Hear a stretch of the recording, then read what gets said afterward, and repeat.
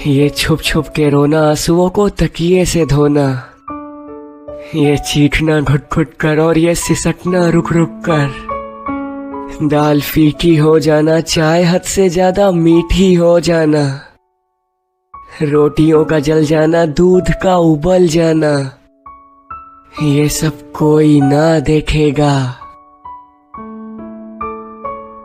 ये सब मैं तुम्हें क्यों बता रहा हूँ? तुम्हें तो कुछ और कहने के लिए ये खत लिख रहा हूँ। बहुत दिनों बाद खत लिखने का ख्याल आया। सोचा शायद मेरे उलझे मन की सुलझने तुम्हारे लिए जमा किए शब्दों में ही कहीं छुपी हो। जानती हो, तुम्हारा मुझसे मिलना कोई इत्तेफाक नहीं था। ये अधूरा सा लगने वाला मेल पहले से ही तय था। कई बार घाव की टीसी बेचैन मन का सुकून बन जाती है। तुम्हारा मेरा मिलना भी वही खूबसूरत घाव बनने की ओर बढ़ रहा है, जो उम्र भर यादों की मीठी टीस देगा और मैं उस टीस को कागज पर सजाता रहूंगा। तुम आई, तुमने बताया कि जो मेरे पास है उसको बर्बाद होने से कैसे बचाऊं, कैसे अपनी गुमनामी का इस्तेमाल करके इसे अपनी पहचान बना लूं। तुम मेरी सूखी कलम के लिए स्याही बनी, मेरे लफ्जों के लिए कागज बनी। जानती हो, तुम मेरे लिए दुनिया की हर खुशी, मेरी हर जीत, मेरे हर सपने से ज्यादा कीमती क्यों हो? क्योंकि तुम सिर्फ एक प्रेमिका होना नहीं जानती, बल्कि तुम जानती हो कि मेरे उदास होते ही एक माँ कैसे हो जाया जाता है। तुम जानती हो कि मेरे चेहरे पर उभरे खुशी या गम के अल्फाजों को कैसे पढ़ा जाता है। प्रेम बहुत सी परीक्षाएं लेता है, और सबसे बुरी बात यह है कि प्रेम में जो जितना होशियार होता है, उसके पास होने के चांस उतने ही कम होते हैं।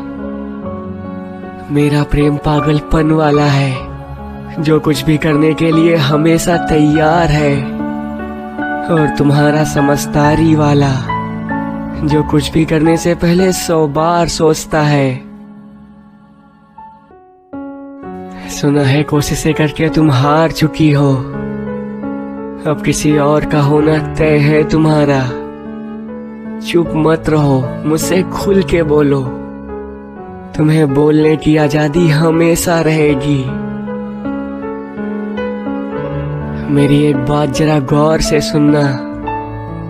भगवान करे तुम्हारी झोली में खुशियों के इतने सिक्के हो कि उन्हें गिनने में तुम इतनी व्यस्त हो जाओ कि तुम्हें याद तक करने का मौका ना मिले मुझे। पर एक वक्त आएगा, सबकी जिंदगी में आता है, जब तुम अकेली पड़ जाओगी।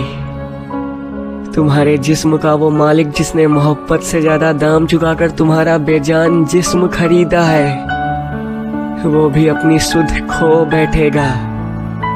तुम्हारे बच्चे अपनी जिंदगी जी रहे होंगे, तब तुम हर जिम्मेदारी, हर मजदूरी, हर बंदिश से आजाद हो सकोगी। तब एक दिन घर से गुम हो जाना और चली आना मेरे गरीब खाने में। उम्र के उस आखिरी पड़ाव पर जब हमारे पास चंद सांसें ही बची होंगी, तब मैं तुम्हारे साथ वो सब सपने जीना चाहूंगा जो हमने देखे, पर सिर्फ वो मेरे होकर रह गए। तब वो फिर से हमारे होंगे। मैं शब्दों की मजदूरी से कुछ पैसे जमा करके रखूंगा और उससे खरीदूंगा समंदर किनारे एक छोटा सा घर, जहां तुम मेरे कंधे पर सर रखकर चैन से सो सकोगी। मैं खुद को और इन सपनों को तब तक जवान रखूंगा, ऐसे ही इसी तरह। बूढ़ा तुम्हारी बाहों में ही हूंगा। हो सके तो ये कदम उठा लेना, मुझे इंतजार रहेगा।